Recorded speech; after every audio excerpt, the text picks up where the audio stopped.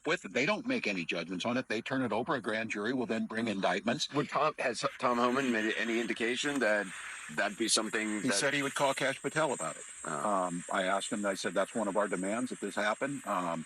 I also said, insult to injury. It's just like there's a cruelty that runs so deep it's hard to understand. They opened a federal investigation into Renee Good's wife, and that's still ongoing. And I said, look, you want to send some goodwill to the people of Minnesota, you need to drop that. But he indicated he would do that. I see the president say he might peel down a little bit.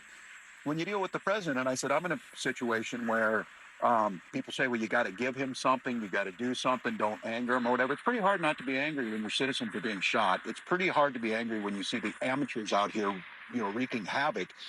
And there's no purpose to this. And I think what's really important to tell Americans, Minnesotans believe in law and order. Minnesotans believe that we should have border control. Minnesotans believe in due process, though. And Minnesotans want to know, if you say you're going to get the worst of the worst, quit lying about who you're arresting. Tell us who you're arresting. It is shocking just to see. I mean, we've known for a long time that these guys are wearing masks, but it is now just an army of masked men who seem to be acting with impunity and seem to be.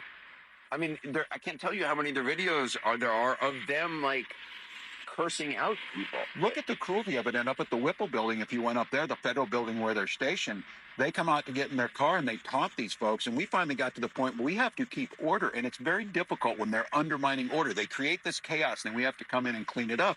So we took over the security of that building. When I say we, the state and the National Guard. So instead of those scenes up there you saw of just chaos and smoke grenades or whatever, you saw National Guard with uniforms on with their names, no mask, handing out donuts, hot chocolate, and coffee. And today I got a request from the protesters up there if they could deliver homemade food to the National Guard who are away from their homes. That's the way this is supposed to work. These are your neighbors. We have a group of folks here, mercenaries, who are told we're the enemy. They're kitted up like they're in Afghanistan to do these things. They take 7 people to throw Alex on the ground and then shoot him. It's insane. And I appreciate all the news media that here is telling it, and tell the rest of the country, stand with us on this. This is a stand we have to hold on. They have to leave here. They have to bring these folks to justice, and they have to be some accountability to the top levels. Kristi Noem still having a job today is absolutely outrageous.